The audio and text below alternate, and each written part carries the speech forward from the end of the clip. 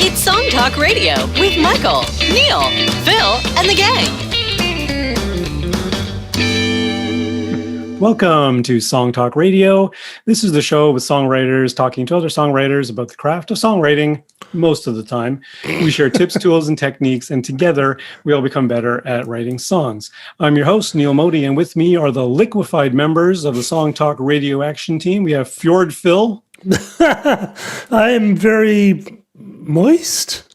Good. I guess. Information, but okay. And we have Molten You started Mike. it. Molten.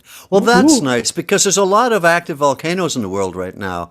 There's one in Iceland and one in St. Vincent down in the southern And we love them Caribbean. all, just like you, Mike. And it's just fascinating watching lava happen. Anyway, so I appreciate that. Thank you very much. You're very Neil. welcome. And we're happy to have Delta Dawn with us. Oh, Delta Dawn. I don't know about that one. There's a joke. I'm not going to say it on the air. There's a song. Oh, no. I'm going to We'll save it for liquefy. We'll save it for the after. Well, show. there was a song. At least Delta you had a Dawn. hit song out of yours. Oh, yeah. Delta, that was a song. Yeah, Delta but Dawn. you changed the words. Delta Dawn. Tanya What's Tucker. that? Mechanism. What is it? sound? What's that flower you have on? Flower you have Yeah. on. That's right. It'll be I'll a tell you the faded dirty rose version from days later. gone by. Oh, boy. Things we come up with.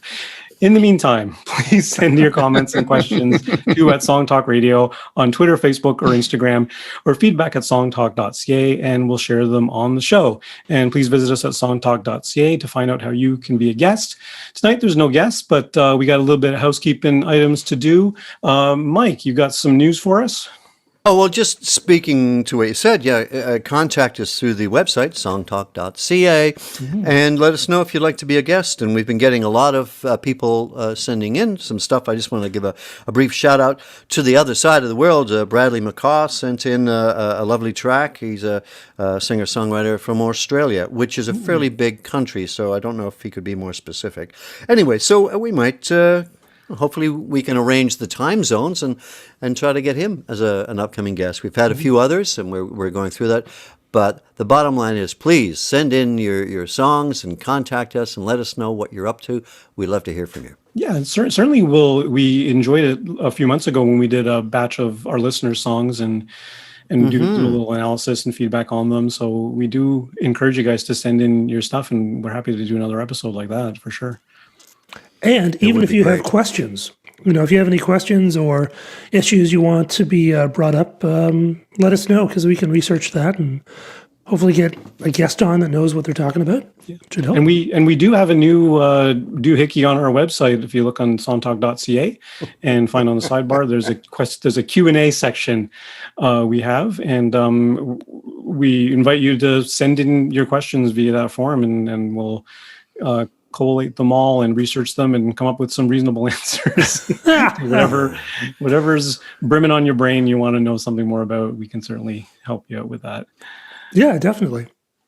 Yeah, it's been the great thing about being in these little boxes in a virtual studio is we're making contact from people around the world, and it's great to hear different styles of music and different approaches, but also how much we all have in common. That's very We true. are the world. Music, the great unifier. True. And Mr. Phil Emery, you were mentioning last week about how you're having a little bit of trouble with your new electronic drum kit. Yeah, so I got the new kit from Donner Music. And of course, it's a very cheap one. It's $350 US, which turns out to be $460 Canadian, but that's actually delivered. So that's, fairly cheap. So it includes a came pedal. yes, It's an electronic drum kit. That's right. electronic drum kit with mesh heads. And it came just before the show last week. And, or was it the week before? I don't know. And so I've had a chance to play with it a bit more. So some feedback on that. The actual hardware itself the quality is fairly decent. I mean, it's not super light. It's, the plastic, you might be a little bit risky. It comes with a drum key. I would be cautious about, over tightening. But so far it's been okay. But there is one issue with the actual unit that makes the noise. And it's pretty clearly defective. Like only one of the buttons actually lights up when you press it. One of the other buttons doesn't do anything at all, and another couple of issues. And I don't have a problem with that because, well, for one thing, when you're dealing with something that's cheap, very often the quality assurance can be a little bit sketchy. But you can even have lemons from brands like Apple, and you pay a big price premium for Apple's brands. So even Apple can have a bad unit from time to time. So I have no problem with that. But they have not been terribly responsive in correcting it. So it's been taking a bit of time. Maybe that's COVID, and maybe they just don't want to send me a new audio unit. But so before you buy that Donner website, which we do, or Donner drum set, which we did link to on the website last week's show notes. Maybe just hold off, maybe until next week, until we get some resolution on this, because I'd hate for you to buy it and then it not work, and then you're kind of screwed. It does make noise, but it's a little bit. You can't really, because one of the buttons doesn't work. You can't actually adjust the sounds, which is a bit of an issue. So maybe just take a pause on that until next week, and I can give you a definite yay or nay. That's a good idea. Hopefully the company gets back to you. I mean, that's like you say, Apple, but you have a problem with an Apple product, they sort it out for you, like you split. Right? Yeah, mostly. yeah. So there's most responsible retailers do that. Yeah, and Best Buy is really good about it, and et cetera, et cetera. Yeah. But you're being very kind, Phil, because you're saying, well, it was kind of cheap and you bought it, and you were forgiving about that. But you spend your money. Something should do what it said it was going to do, regardless of the price, whether it's cheap or not. So, I think. Well, not only that, but I think it's if and it was someone, a couple $100. Well, it was $400, which again is cheap for an electronic drum kit. But if someone got it and they didn't know much about electronics and it didn't work, they wouldn't know necessarily that it didn't work. It's just, people, they would go through the manual and the buttons wouldn't function the way they're supposed to. And people tend to think, I just don't understand how this thing works. It's my fault. And in this case, it's not that. So that's a bit concerning. But hopefully by next week, we'll have resolution. All right. Fingers crossed for you, man. Yeah. All right. And speaking of pressing buttons. Pressing buttons today, we're very happy to have Don Thomson return with us. Don was, or is, still our in-house tech person for the before times when we could gather at the downtown Toronto radio station to broadcast the show live. He's amazing with technology and audio engineering, and he's got the most bomb home studio I've ever been to. So welcome back to the show, Don. Happy to have you with us, because tonight we're talking about tips for helping you guys out with your DAWs, with your digital audio workstations. That is the software you use to record in your home studios. And as well as all four of us, in fact, are songwriters, as everyone knows, we're also, all four of us, home studio enthusiasts with our own home recording studios. So to start the show, I'd just like to go around the Zoom. Get that? Go around the Zoom, and each of us can talk a little bit about our history with our home recording studios, and then how long we've been doing it, and all that sort of stuff. Mr. Phil, you want to go first? I was waiting for that. Thank you. It took me a while to get Is that from your Donner? Yeah, that's from the Donner. It works. It works. That's true. Except he triggered it, 3 minutes ago. Yeah, true. exactly. But that was from last time week, delay. actually. It's a bit of a A delay. latency issue. Yeah. So I've already forgotten the question. What was the question? How long you been doing the home recording studio thing, and what software do you use? And Well, it's interesting. My story is a long and complicated one. So I actually started getting into recording on my own, I think when I was like 14 and 15. I actually had, my father had an old reel-to-reel tape, and so I do stuff with the reel-to-reel tapes. I got really into electronic music very early, like the old electronic music, which is, soundscapes. And I used to sneak into York University electronic music studios on the weekend because no one would use it, and I'd use their their $30,000 Buchla systems and, these huge Roland systems. It was brilliant. So I got into it, and I was very much into that. And I even worked from that. I actually got a job at a recording studio in Toronto called Eastern Sound, and worked there for a bit. And then I kind of fell out of it for a while, and was still playing in bands, but I guess I didn't have room for I still had my tape machine, but I just didn't do anything with it. And then I think when sort of one of my major-ish kind of bands broke up, I kind of sort of thought, well, maybe I should look into this electronic stuff. And I was into electronic music before MIDI. So MIDI actually didn't exist. So you could plug stuff into synths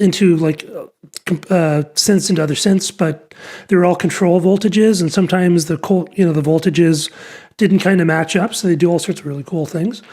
So I had a lot to learn, actually, because I had worked with tape machines before, but I didn't really know how MIDI worked, and getting used to working with primitive DAWs, which was like Studio Vision by Opcode way back when, and a very early version of Cubase, and I really didn't know anything about it. And it was actually an interesting experience, having actually been sort of like a bit of a whiz kid, where I could talk to other engineers and they'd go, "Wow, you know a lot for a 15-year-old," just sort of like knowing nothing again. And so what I did is I would buy Future Music magazine every month, and I'd read through it, and I would not recognize a lot of the stuff a lot of the terminology they wrote about, but I knew if I kept on reading those magazines, eventually I would. And I guess that was about in 2000 when I got back into it, and sort of been doing my own stuff ever since, with varying levels of success, I think. Okay, excellent. And you're a Cubase user now. I am. I still use GarageBand sometimes because it's very fast to put down a sketch. But Cubase is my main one. And the reason I got Cubase was actually because my very good friend and another fine songwriter, Archie Hughes, who was a keyboardist for many of my bands, he used Cubase. And I said, what DAW should I use? And he said, use Cubase, because that's what I used. And that's my first tip, is find the DAW that your friend uses so that you have someone to ask for advice about how things work, because that could really help, especially in the days before the internet when it was harder to get answers. Okay. How about you, Mike? Where are you at? Definitely not as detailed a journey at all. I only recently graduated from GarageBand, but I guess my studio experience was more making movies and doing the sound production of that. But actually just when I played in bands, we were pretty hopeless in the studio. A number of reasons for that would be slanderous if I were to repeat them. So it wasn't until I was just playing solo that I got a little more interested in capturing my songs down. But I started in GarageBand, and I only recently graduated to Logic about 2 years ago or so. And for me, it's just trying to capture the song and then make something more of it. Like if I'm playing a song live sounds like this. Once I get into a studio, I'm not trying to make it sound the same. It's more of, okay, it's like working in a darkroom. You can take a photograph and it's just a photograph, or you can take the negative and bring it into a darkroom and do a whole bunch more stuff. And that's how I approach working in the studio. If you're in the studio, do what the studio lets you do. So I'm still on at the very beginning of a journey of discovery. And I totally take to heart what you're saying, Phil, because Don has been really helpful and helping me solve some of the early mysteries of Logic. So I appreciate that, Don. But for me, like the basic tip, because if you do a number of takes and everything, is just media management is crucial. Label everything distinctively, and right from when you start with an idea, just give it some distinctive name so you don't end up with 100 guitar track 1, guitar track 2, like you'll never figure that out. So media management, regardless of what DAW you're using. Okay, and how about you, Don? You've been at this a long time, I think. Yeah, I started late 80s, early 90s. I was in a band. I wasn't recording at the time, but it kind of let me down the whole, what we call gear acquisition syndrome. So it started with guitars, and I had feedback problems. I had to change pickups. Then I started building guitar rigs. I lugged around a Fender Twin. And if anybody knows what a Fender Twin weighs, it's like 80 or 90 pounds, and a Marshall 4x12 cabinet and a head. And I had dual amp setups and all this, and I had a effects unit and everything. Anyways, as musicians usually do, musical differences come up, and hey, I don't want to be in your band anymore. But I, at that time, I had started doing the backup singing, and I started getting into singing a lot more. And I thought, you know what, I'm going to set myself up some recording equipment. So I started out on tape, 8-track machines. But not long after that, as Phil alluded to about the friend, what do you use for a DAW? Well, they use Logic. And back in those days, Logic was owned by a company called eMagic, not Apple, and they had the Windows and the Mac versions. My two friends were on Mac. I used to build my own computers, so I was on a PC. And then eventually, well, we all know what happened. Logic was bought up by Apple, and then I kind of went to the Apple side or the dark side. I don't know, light side, dark side, who knows? One side or the other. And that's when I started getting more and more seriously into it. Like I was using MIDI back with my guitar rigs that I used to build, but then I started getting more and more into it. And I started out with a little card that could only record 2 inputs at a time into Logic. It was an actual card made by eMagic, which was the company that owned Logic. And then from there, it just kept growing, and then and it hasn't stopped. And it still hasn't stopped. Something you mentioned about Phil. Michael. You mentioned something about labeling everything correctly. And another thing to do is when you're doing a bunch of takes, I always tell people, because I made the same mistake, comp it while you're doing it. Don't leave it and come back to it the next day. And then you're like guessing, oh, is that the better vocal? Or is that the better one? Because sometimes there's a feeling that you have, like, that was a real good take. And that little piece from that other one I did was perfect. You come back to the next day and you sometimes forget about that. And then you've lost it. You know, where was I, right? Comp things down, and it'll also keep things cleaner. So back to that media management thing. Oh, yeah, right? Absolutely. So and make notes, too. Make notes as you're going. Logic has notes in it. Have you used those before, Michael? Why no, Don? I didn't know. I've been using pen and paper like an animal. There's a little thing up in the top right corner, and you can put track notes, so specific to that track, or you can put notes for the whole project. So you can even put all the lyrics in there if you want. You can, and then in the track note, you can say, I use this Telecaster with this amplifier and roughly these settings. So if you ever want to go back and get that sound again, you have a place to start. It's never always the same, but yeah, but that's good.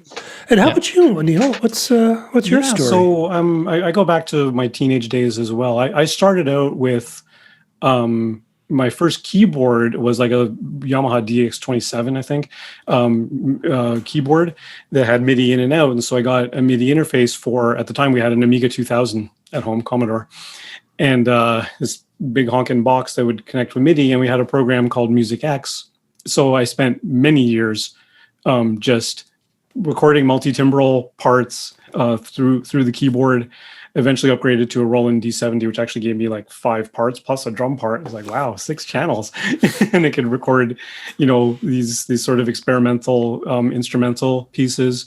And then a couple years after that, I think by the time I was 17, I got myself a little Dr. Rhythm drum machine, which I could wire through the MIDI. And I kept at that for quite a number of years, all through the 90s and stuff. And then it was in the early 2000s, I finally got a microphone and an actual audio interface that could capture real, guitars and vocals and things like that. And it was the same thing. I've talked to a friend of mine and they were like, Cubase, what's Cubase? Okay. And dude gave me a copy. and I started using it on Windows.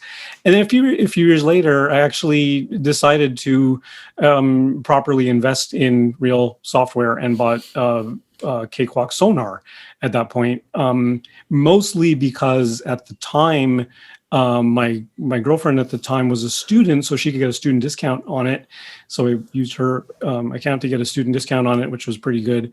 And I found it more user-friendly and just understood it a little bit better, easier. And I've been with Cakewalk ever since, and it's gone through a number of owners. Roland had it for a few years, and then they sold it to Gibson. Gibson dropped it in 2017 or 18 without any notification whatsoever. And as Gibson does with everything. Yeah, apparently Gibson does that a lot. And then a lot of users ported over to Studio One or something else. And but those of us that stuck with it, and a lot of people come back because a company called Bandlab picked it up and then offered the flagship version of what was Sonar Platinum without all the third-party plugins that were included before, but offered it for free. And it's still to this day perfectly 100% free, not Reaper free, where they ask you for $60, but you don't have to pay. It's actually freeware software, and it is, fully fledged, fully featured DAW that kicks it up with the rest of the boys. But if you download Bandlab by Cakewalk by Bandlab, it doesn't have a lot of like really nice premium level plugins, instruments, and things like that built into it. You can get free ones that are arguably better, and then you can, whatever money you were going to spend on a DAW, you can sink into some good instruments and stuff, and have a good have a good studio going with that way. Some people really, there's, because people are terrible. It's common you'll find on the internet people sort of arguing about which DAW is better, and really none of them are better. No. The best DAW, or digital audio workstation, which is what that stands for, the best one is the one that makes sense to you, and it's better. It doesn't matter what your favorite star uses. As an artist, you want to have a tool that is easy for you to understand and for you to actually get your stuff happening, because that's really what it's about. It's not about how good the fidelity is, because probably, unless you're a true professional, you're probably not going to know really what the difference in audio is. So any kind of difference isn't going to be that noticeable to you. It's more about getting your ideas down into a form, using a tool that you understand and that makes you want to create. Yeah. I always say the best DAW is the one you know how to use. Yeah, right? The one that you can actually sit down with and make make music. I always use the analogy of a carpenter. Like, you can have, even if there is a quote unquote best DAW, and you perceive it as such, you can have like the world's greatest hammer in the world, but that doesn't mean you know how to build a cabinet. That's true. Right? You can have the greatest, precision sable brush, but that doesn't mean you know how to paint a watercolor.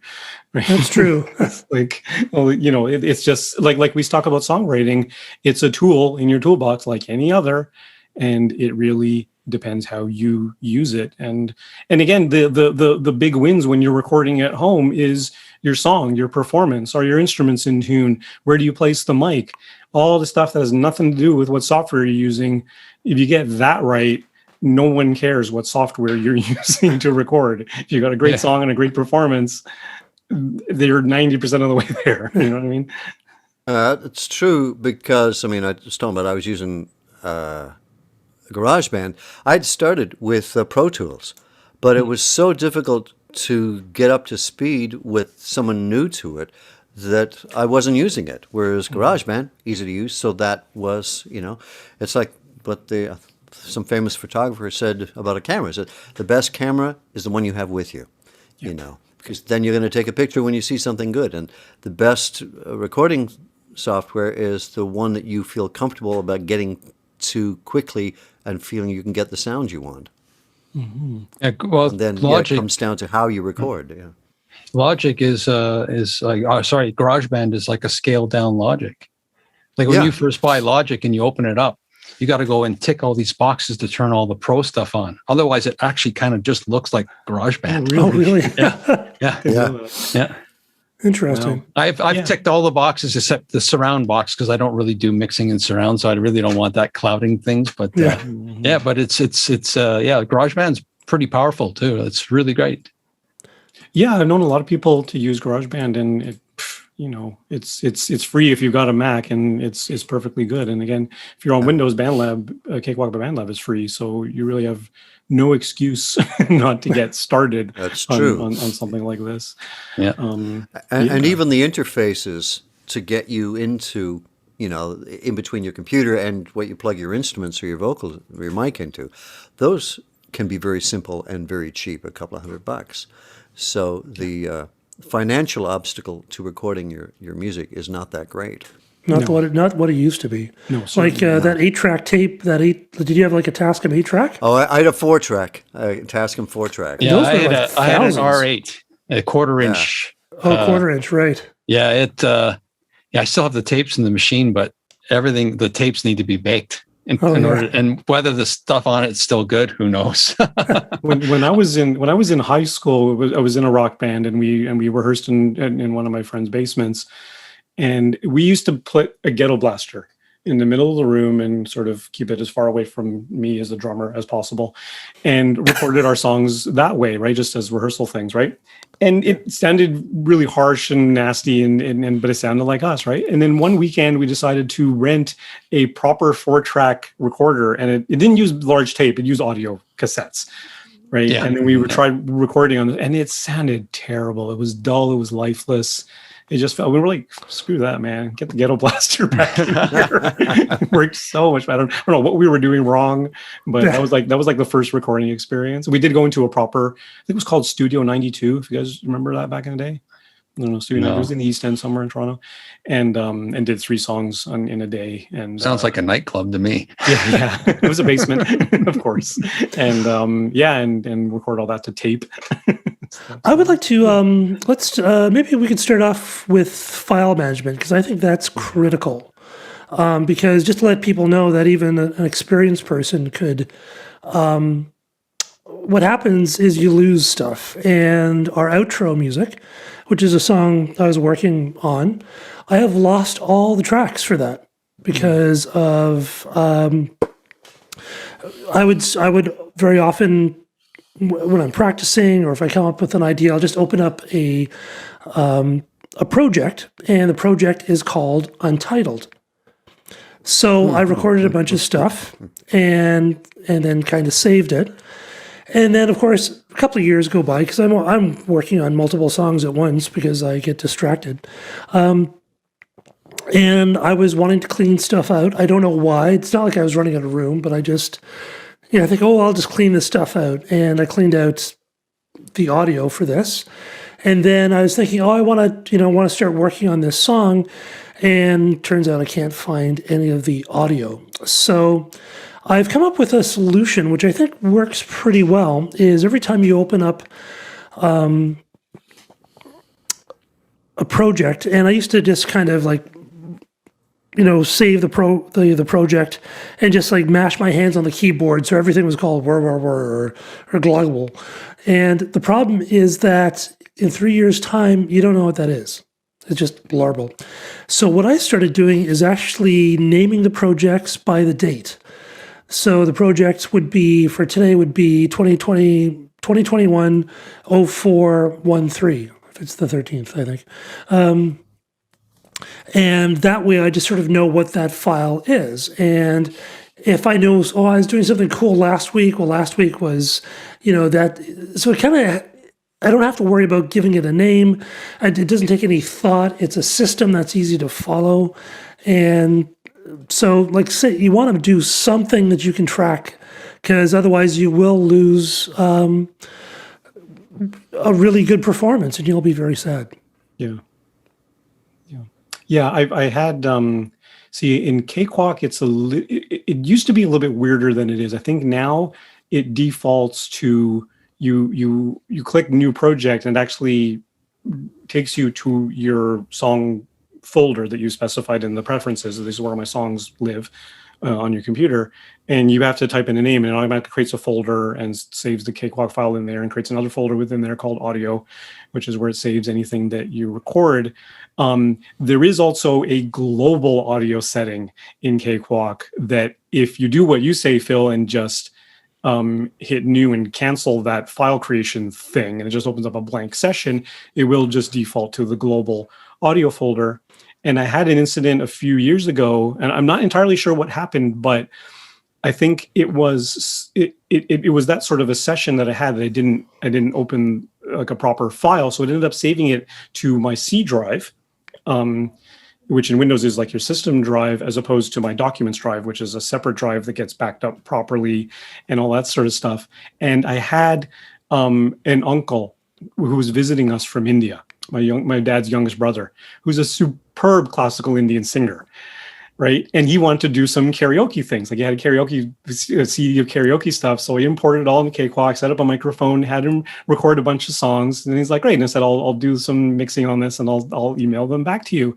And I think what ended up happening is my computer actually crashed the week after, and I had to go back and reinstall Windows. And when I reinstalled Windows, it wiped the C drive. And because those recordings were actually saved in the global audio folder, I completely lost them. And it's probably going to be years before I see this uncle again. So I was like, oh man, I'm so sorry. I don't know what happened. It just, I thought I saved them to the proper drive, and then it got lost somehow. So stuff does happen. So yes, I fully.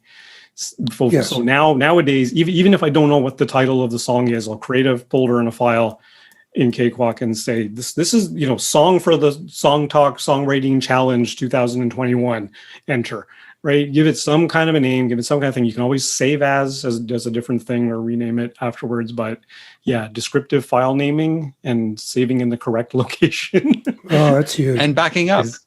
And back it up, and now I back up everything. My C drive gets backed up, my documents, everything gets backed up. So I've learned my lessons. Backing up is very important because it's not a question of if your hard drive crashes; it's a question of when.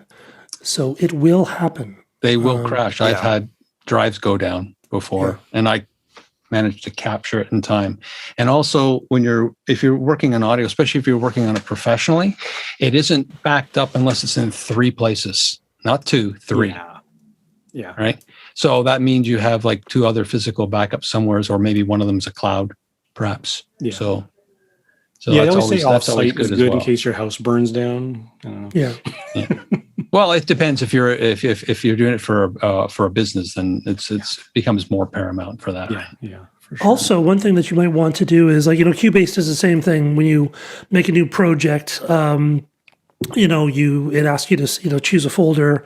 You make a folder, then it does. It creates like folders for audio and pictures and other stuff. Is very often most DAWs come with audio assets. So they'll come with drum loops and instrument loops or vocal samples or something like that. And you might use those in your song. And of course, you're absolutely perfectly free to do that. It's part of the package. And they're copyright free, so you're able to use them in your program. But if for some reason in a couple of years you lose that hard drive, those samples may not actually be in the same audio folder as the stuff you freshly record, because it's resident actually in the DAW's file system. So what you want to do is, in Cubase, it's called backing up project. And what that will do, it'll take all the audio that you've used in your project, no matter where it's located on the disk, and then copy it along with all the files, the program files, into a folder you specify.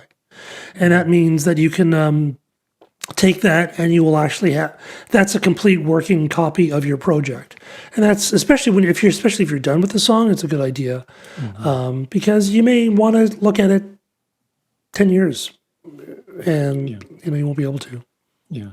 It's a good idea. I personally don't do this necessarily, but it's a good idea especially when you're done a project, is to go and export all of the tracks as individual audio files, especially if you're using like software instruments, which you open the file up 5 years from now and maybe you don't have that instrument installed anymore, or it tries to find it and they can't find it. And you wonder, which piano was that? Which synthesizer was that? I have no clue, which incidentally, it's a good idea to take notes.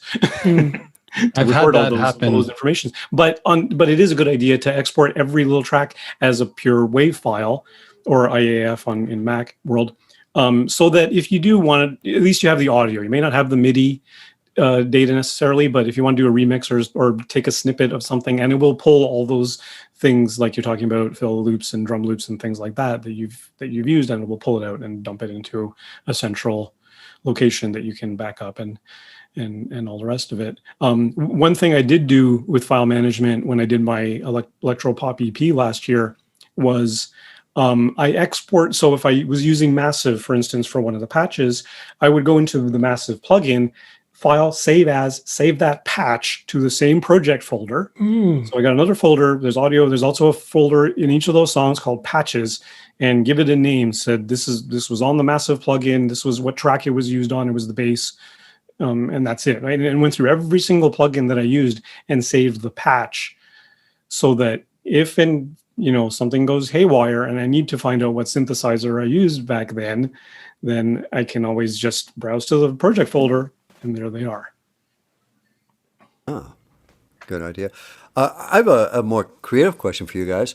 When you start a song, what is the process? Do you start with like a sketch that you then play to? Do you start with the drum beats? Like, how do you create a song? If it's even the same way each time.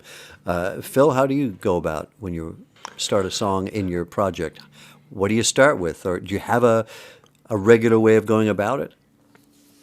Well, there's recording, and for the most part, is a separate thing to the songwriting. Although sometimes I will open up a Cubase project and do a track, just like a dance track or something. But usually, what happens is I will. Most of my songs come from practicing. So while I'm practicing the guitar, the bass, or the piano or something will come up, and that'll sort of generate an idea, and then I kind of will sort of bounce that idea around in my head and play it acoustically, and then usually only later will I actually sit down and record it. But although it's a good idea to record stuff at least on your phone so that you at least have a record of it, otherwise everything is in my brain, and that's not good because, I only have so much room. So then the creative process, like not the writing part, but the recording part, the creative recording part, do you have a set process for that, or it depends on the kind of song? I will usually start off with a drum beat to play to, figure out maybe what the tempo is, and then I would actually often just work with loops, find a loop that sort of has the basic sound that I'm looking for, and loop that for, like 500 bars or something. And then just start recording the tracks to that. And for me, the vocals are always usually the last. Mm-hmm. But I'll do the guitar and vocals. And Don, what's your how I go about it? I don't think I approach it from the same way all the time. It all depends on the song. But much like Phil, I'll usually get a drum loop to play to, unless there's a drummer in the room. And but sometimes I will just get my acoustic guitar out and I'll just play it in. And if it sounds like it's sort of in time, I can grade it after the fact.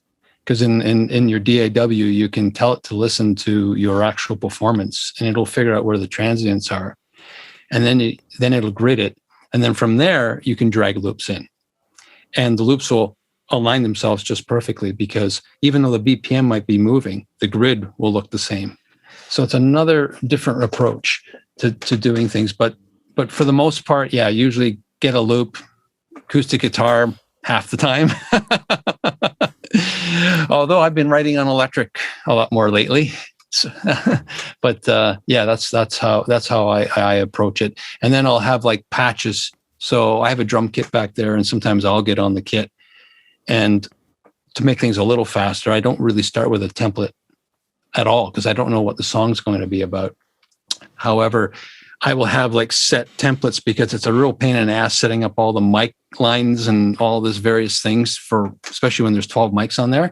So I'll have a little thing pre-set up, and I'll just open up an audio file, and then I'll grab the preset. It'll drop it on, and it'll blow it out into all the tracks. I hit record, it'll arm them all, and then I just jump back there and play something. And I do that sometimes with recording electric guitars and acoustics as well, because a lot of times I'll sometimes double or triple mic things, and depending on the song, and it's just a lot quicker just using the little presets. But yeah, and then vocals probably last. That's interesting. Using presets. Using presets is a good idea. Oh, yeah. Neil, how do you go about it? So lately it's been more, I've been writing lyrics first kind of thing. So for the first part of a song, I'll have like a Google Doc floating around on my phone, on the computer, whatever. When I have a bit of a lyric done, I'll print it out, set it on my music stand, sit down at the piano. And sometimes I'll just open like a session of Native Instruments Contact with my default piano loaded up. And I can play along, try to come up with the melody, whatever. And if I'm really pressed for time and I don't want to bother setting up a proper microphone, I will literally just grab my phone. If I've come up with something good, hit the little voice memo on it, record my piano, record my vocal, and I've got some kind of a little sketch that I can come back to. But similar to what Don's saying, when I do go into Cakewalk, I do have project templates that I've set up. Cakewalk actually has a bunch of templates that are set up. There's one for mastering, there's one for project template, whatever, right? But I've actually customized them to my particular thing. And I've always got one track called vocals that's wired to my first, I only have a 2-channel interface. So one called vocals is plugged to the first one. Second one's called guitar, it's plugged into the second interface. I have my default piano virtual instrument loaded up.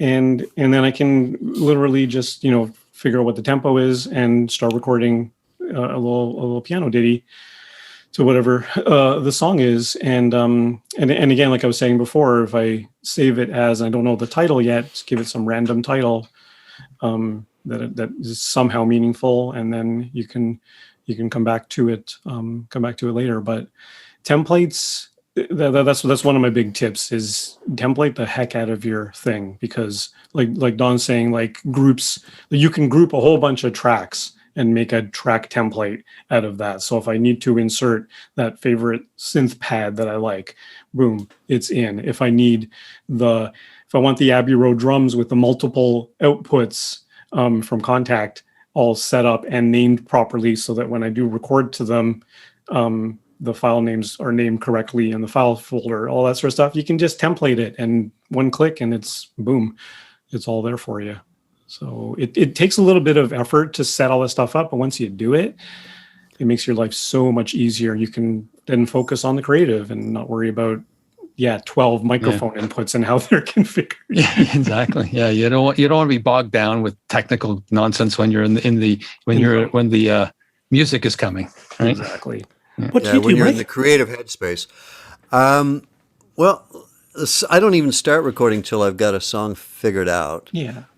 And then when I lay it down, I change it. But sometimes I even to a metro or a click track, I'll play acoustic guitar and sing on one track just so I have a guide. And then I'll go back in and do a proper acoustic, depending on what the song is. But I've been mostly recording on an acoustic for a long time. So I'll go back in and record one acoustic track, and then I'll do a separate guide vocal, and then I'll do other guitar passes, and then maybe I'll send it to someone for bass or drums, or maybe I'll do the whole thing with loops and add more. But that's about the only difference than I think having the beat or the drum track helps, but I'm not always sure the tempo, so sometimes I'll record a couple of different versions to see what is the best feel for the song. And sometimes, in recording it, I find the song, especially when I'm playing it just by myself, I can't do anything really fancy because I'm trying to remember the song, I'm trying to play the chords, I'm trying to sing, and all this at once. But once it's separated in a recording, then I can spend more time on, doing the vocals and doing vocal harmonies and doing the guitar track and actually having a little bit more business in the guitar. And so I like that process, but it's almost like I record two ways. I record a live off the floor just to capture it. And sometimes I do that as acoustically well as I can, mic it well. But once I get into the recording, that song can change dramatically. Well, one of the things I usually do with singer-songwriters when I work with them is I'll ask them to send me even just a phone recording of their song, just so I know what the groove is and what the tempo is. And I'll set up a drum loop for them to play along to. And the first thing I'll do is set up one microphone in front of them, a few feet away, and one track, and record a scratch track. Them singing and playing the guitar at the same time to the drum beat, so that it's locked into time. And that's your sort of scratch track. You're going to get rid of this at the end of the day, because then what you're going to do is do what they call a telephone EQ on that track to make it sound smaller. You cut away a lot of the highs and the lows. And you play that back for the singer-songwriter with the headphones on now. They had headphones on before to listen to the drum track. But so they follow along with their song. They know exactly where they are, but then they can focus on just recording the guitar track. And I can focus on miking the guitar properly now and doing it, with some intention, and then repeat for the vocal and backups and all the rest of it. And then you can get rid of that scratch track. And there you go. So that's kind of the same process. But definitely finding the right drum track. I've heard actors talk about, like De Niro says, sometimes it's just finding the right shoes. And definitely finding the right drum, like rhythm track, makes a huge difference. Like, I forget what song it was, but Neil, you did the drum track for me, and I think it was actually the song challenge this year, and I wasn't really digging it. I couldn't make it work, and then you gave me a drum track for it, and all of a sudden it made sense and it grooved, and I didn't hate it anymore, and that's often the case. But a good drum track makes a huge difference, you know. I did want to mention though something. And this happened a lot, back in the day when you actually had to go into a full recording studio and you'd spend money, with your band. And the problem, and one thing that I think it's important to keep in mind, that, being a musician involves a lot of different skills. I mean, there's the skill of playing the instrument. There's the skill of performing, which is different than playing your instrument, performing for other people, but also being able to record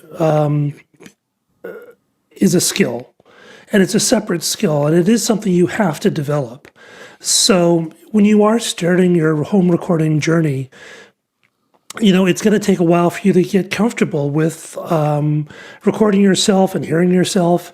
And the only way you get better at it is just by doing it over and over and over again. So just record yourself a lot. It doesn't have to be great. It's not going to be perfect. Even if you're going to trash it, but just get used to that process. So that way, when you hit record, and back in the days when people would go in this, in the studio, and you'd be working with an engineer, and they'd start playing, they'd hit the record button, people would tense up, and and then their performance would suck, and it would be such an unpleasant experience, because they had never done it before. And they may have been fantastic playing live and in front of people, but playing in a studio is so different. So just take the time, and it's a skill like anything else. Just get used to recording yourself, even a dumb little song, or, just anything. Just get used to the process of recording yourself and hearing yourself.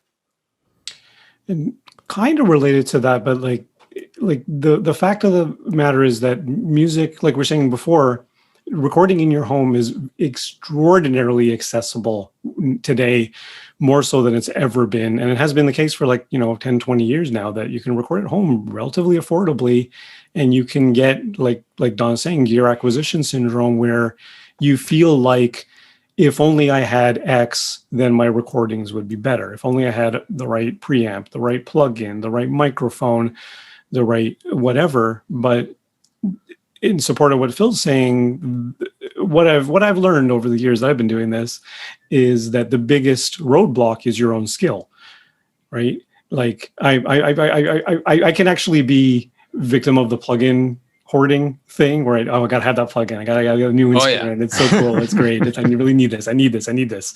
And lately, I get hounded by ads from Waves, from Native Instruments, from Arturia, from all these plugin companies, and I look at them, and usually, in fact, half the time I do click on them because it's fun just to see what new thing is out. And I'm like, no, you know what? I have that already. I know how to do that without the fancy business that they're doing. I know how to do it. They've combined 6 plugins into one plugin, but I already know how to do it using the 6 plugins I have.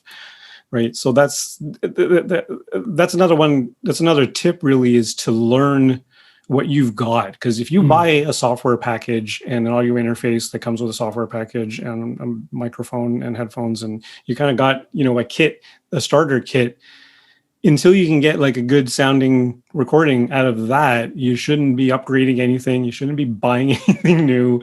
It's all there. And if you can get it done with, your built-in software compressors and EQs and reverbs, you're there. And you don't necessarily need, the solution is not usually, I need to buy X. The solution is, I need to work harder at this and get it right. Mm-hmm. Yeah, that's absolutely true. I bought a lot of plugins, and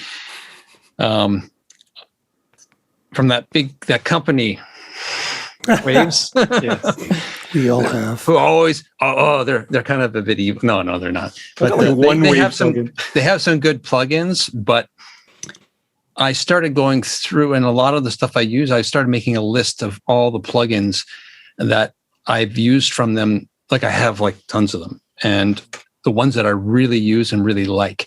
And the reason is Waves is notorious for making you upgrade all the time. So eventually when I go to M1 Max, because I probably will at one point, I have Pentiums right now, they're probably going to say, oh, you need version R13. And to get those next levels, you have to pay them some fee for licensing. And it's the same plugin. Exactly. It's the same plugin, but it won't work on the new M1 or something like that. So I'm making a list, and all the ones that I use a lot, I'll buy only those ones. Smart. The hell with buying the big premium bundle package, because I have some of those. So there's another way of saving money. But really, you don't need any additional plugins when you get started. Like I can only speak for Logic, but there's plenty of great plugins in Logic. You know what I really like Logic for? Their compressors.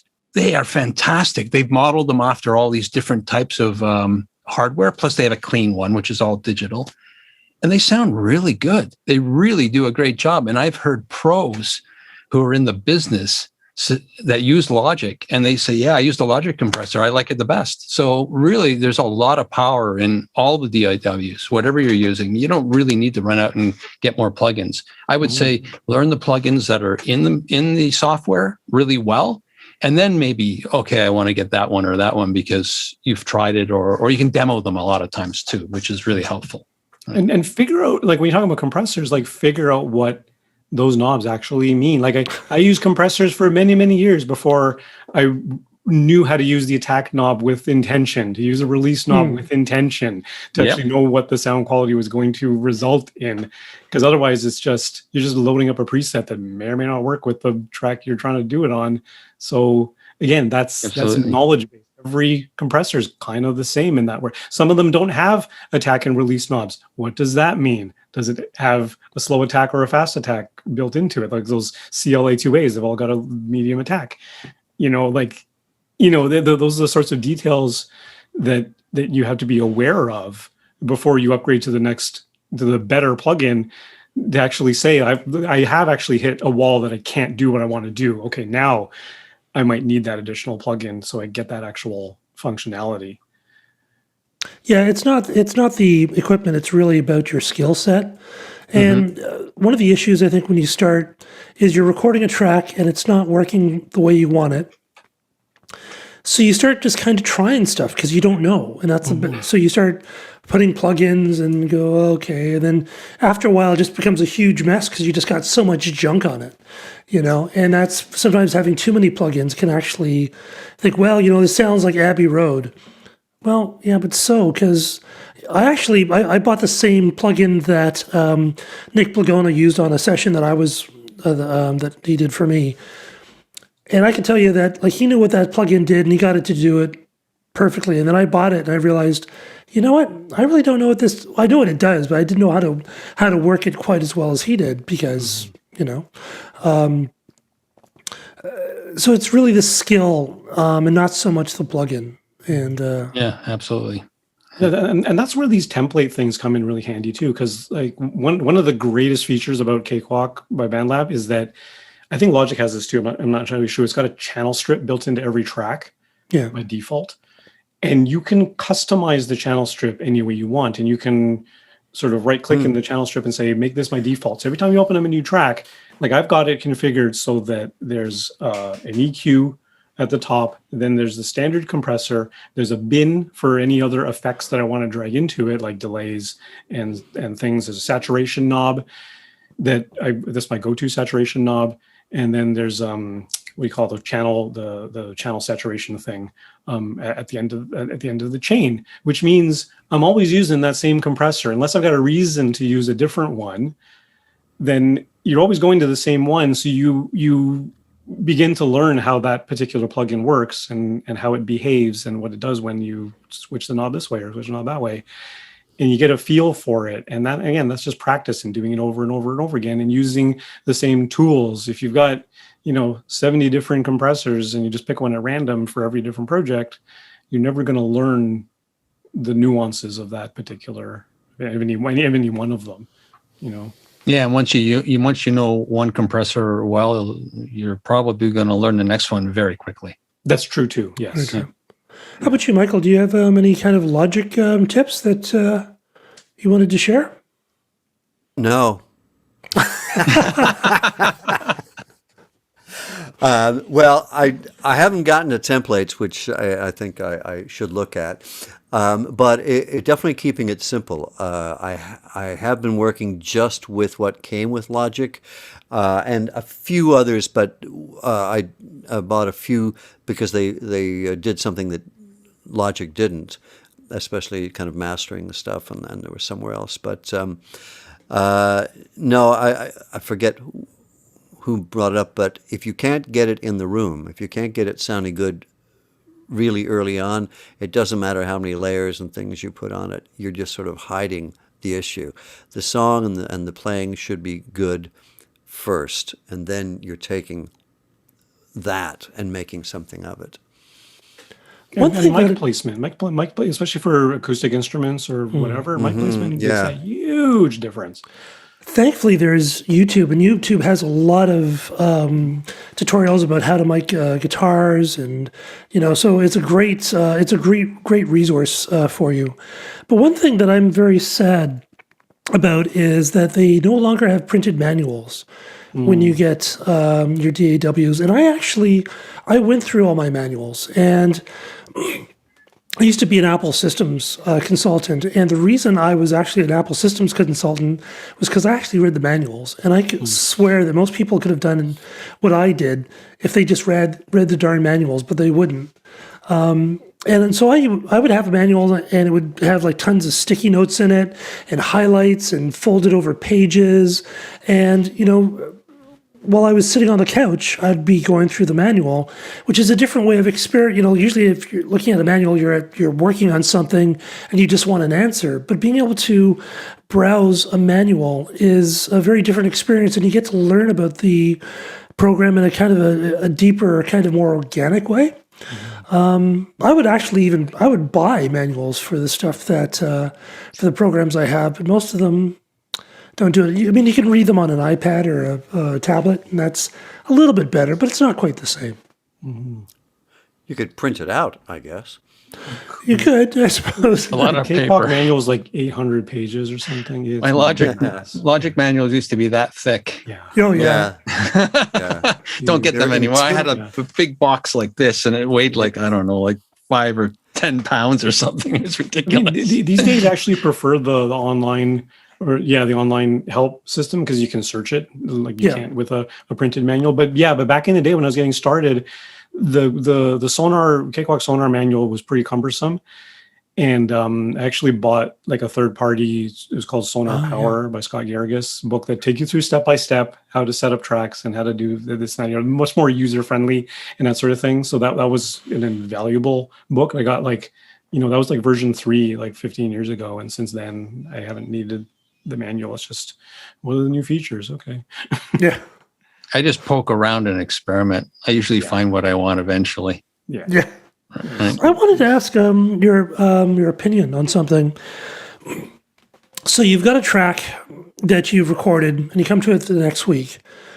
When you open up that track, do you save like a revision of that, so that you have sort of like a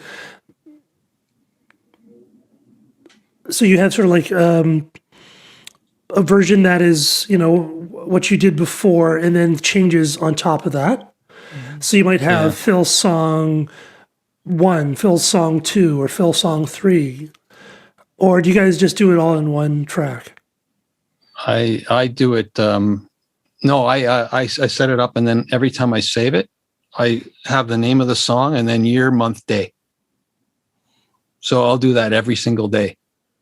So and sometimes if I get to a point where I want to make a drastic change, I'll in the same day, I'll call it B for the same day. And that's the way I catalog it. And that way I can always go back to a certain day and bring that song up, and it'll be in that state. So every day you save a version. Yeah, exactly. Okay. Yeah, until I get till the end. Because sometimes what I'll do is I'll go back to stuff later, and I'll bring the old file up, and I'll start it again. But I'll start it clean, and I'll clean it all out and just keep the latest revision. But then all the old stuff will be left on the hard drive. Right. Yeah. So I can always go back to. I'm actually doing that right now with a bunch of stuff from 2005. Oh, wow. And I didn't find all my synthesizer sounds. You were talking about that earlier. Yeah. I actually did dig, and I finally found them. But something I've been doing for the last few years is I tick all the boxes on the assets.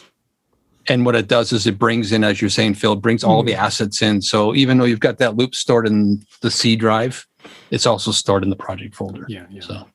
And in Cakewalk, it's really good in the preferences. There's a setting. It's not on by default, I don't think, but you have to click auto save every X number of minutes. So I usually set to 10 minutes or 10 changes, and then it does an auto save. And also you can select versioning, and you can select how many versions you'd like to save. And then directly in the folder, it creates these extra files that step back every time you saved, or every time it's auto saved. So you can have, as many versions back as you want to go back to. So it kind of happens automatically for me. So I don't worry about it too much.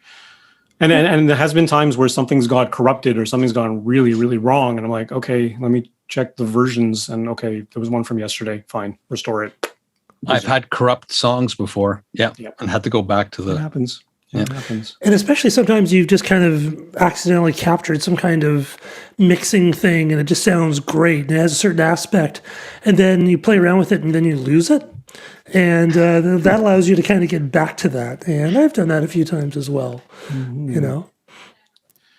Okay, so we've covered a lot, and of course there's a lot more we can surely talk about with specific programs and things like that. But like Phil said, especially there's a lot of YouTube content out there. Look up your specific DAW, and guaranteed there's Facebook groups and YouTube videos, and probably one of your friends is using it. So there's lots of resources out there.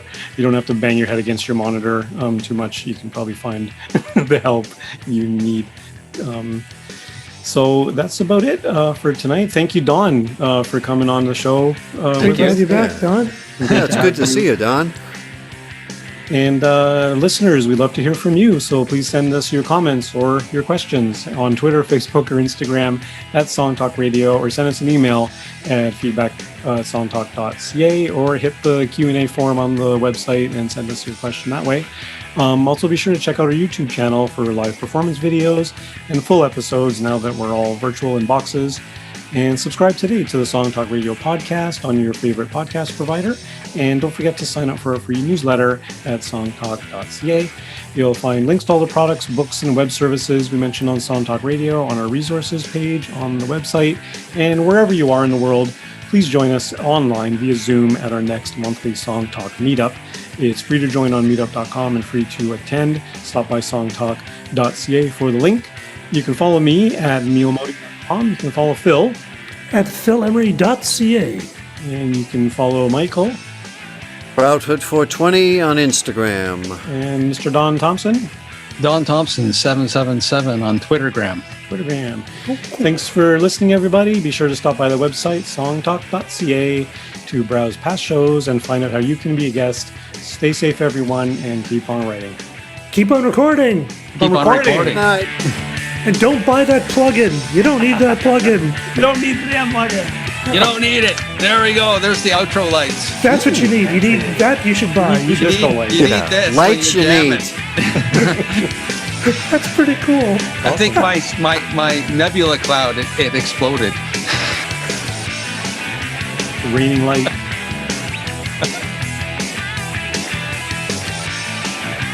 Meanwhile, I'm heading into darkness.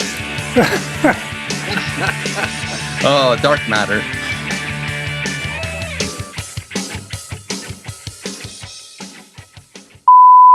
Right, we're out. Good. Right. Good show, guys. All right. Yeah, interesting stuff. Yeah. Oh, very. Yeah, we can definitely do a part 2 of this. I was going to say we haven't got to. I saw the list. And Yeah, I think I there's kind of went no, over we on my didn't- list. I was yeah. like, Well, what it's can I good. think There's of? lots of material there. So. Yeah. Yeah. Well, especially about file management, because so many people get caught with that and wind up losing stuff. And it's, when you're starting out, that's so disheartening, And just, I mean, you're failing because you don't know how to use a program, so it feels bad, and then you lose something. That's tough. So, And you kind of do have to be a little bit anal retentive about it. Like, you really got to just name the crap out of everything. yeah. Yeah. Even though it feels nerdy, just do it. It'll feel Yeah, no, much it's worse really if important. you can't find your material. It does. And I lost that track, And, I was always happy with that guitar solo that I did. And, Oh, that kind of stuff. Well, I told you I was contacted with someone I wrote a song with in Montreal, and she goes, "Oh, we want to remix it for a TV show or something." I'm like, "Oh, great!"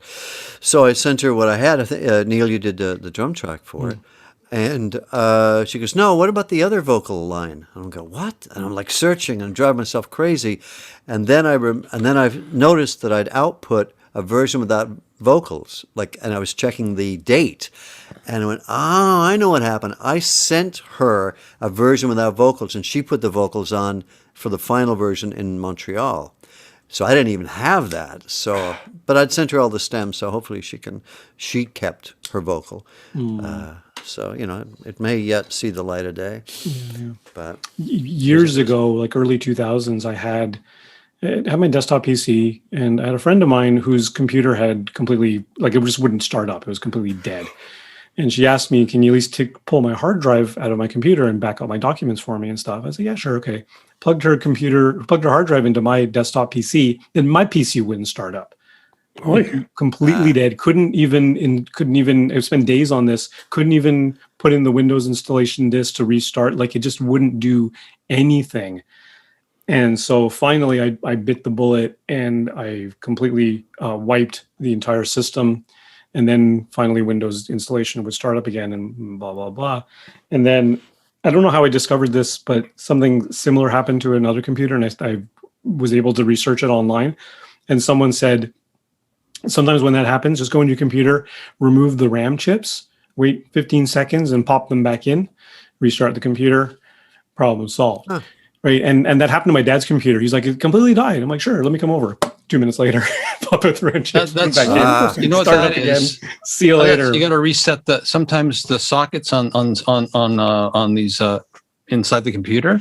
Yeah. They mess up, and I've heard of reseating RAM chips. It happens on Macs too. Yeah. Apparently, and the computer won't start.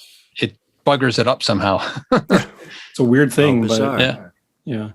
But since I'm actually planning on doing a blog post on my blog about this sort of computers for not necessarily just for audio stuff, but in general, because I finally got a whacked out system now where everything I do is backed up religiously. Very smart. And nothing I had it happen a while ago. I saw this YouTube about some fancy thing you can download for Windows to make it more streamlined and everything. Completely crippled my system.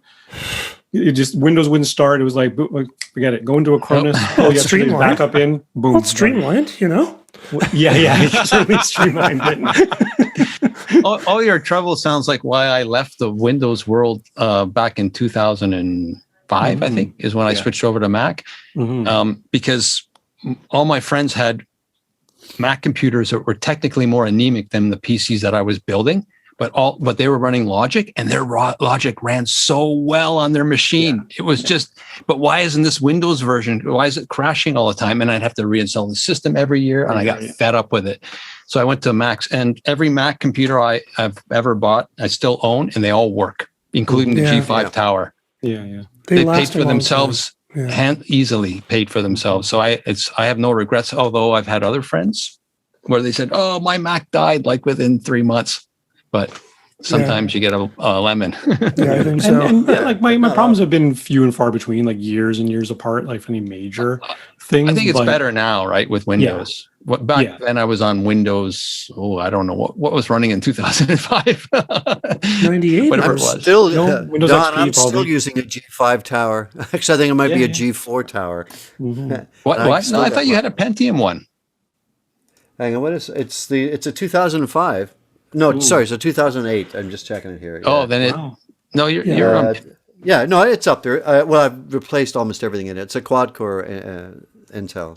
So Yeah, those Mac towers that they built, they were some of the best machines Apple ever built. They are just they still work. I just keep adding I'm still things. using I've got an SSD drive on it now. I put all kinds. I put a DVD player in it. I put USB 3 in it. Like you can just rebuild the whole thing. I just love those things. When I can do it, anyone can do it. They still get money for them, though. People still sell them, and they still fetch money for them. Yeah, like it's true. a Yeah. PC of the same vintage, forget it. But now with M1, I don't know. might Who knows?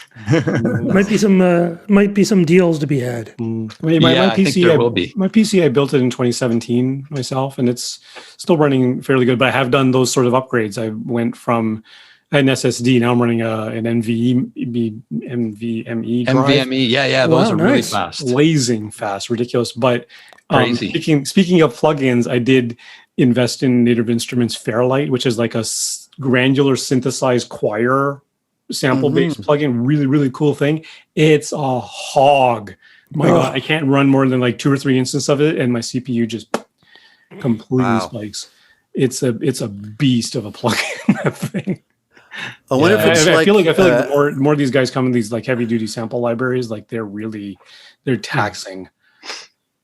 I wonder if it's the grain that does it, because visually there was some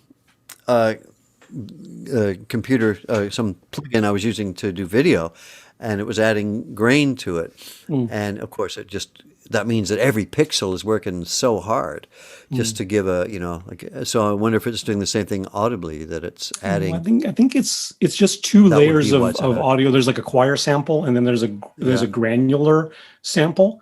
And the granular sample is the kind of thing that is split up and puts like rhythm into your vocal track, your choir samples and stuff like that. It's just a really deep plugin. And it's not even graphically intense. It's just the audio on it. It might be working at a really high sample bit rate or something. Yeah. And I've gone into the Native Instruments forum, and everyone's like, "Yeah, it's a hog." Well, you have to probably bounce what you get once you get what you want. Bounce it and then turn that off. If you want to do another instance or freeze it, I could freeze it. I could freeze it. Freezing it. Yeah. And granted, when I first got it, I tried to layer like 5 instances, and it completely crippled. I probably would never use 5 instances of this thing in one project in real life. Plugins that emulate vintage gear, like I have all the Abbey Road Waves ones, and some of them are pretty cool. But when I load up too many of them, even on this tower, I mean, it's old, but it's got lots of horsepower still. It will bog down, and because the emulation of old gear has got a lot going on compared to just some straight up digital compressor, right? Right. So there's always that as well, right? But freeze again. All right. Well, good show, guys. Yeah. Yes. My dinner is waiting for me, so I'm going to have some. And I'm going to heat mine up. And so 8:00 on Thursday, yes? Yes, please, if that's all right with you guys. That should be fine. All right. Good night, everyone. Nice to see you Great to see you, Don. Okay. Take care. And See you Don, later. And Don, I sent you this song if you want to take a listen and see if there's anything Yeah. that Okay, great. you want to. All right. All right, thanks. All right, Okay, thank take you. care. Okay, Cool. bye Bye, now. guys. Bye. Take care. Bye. Bye.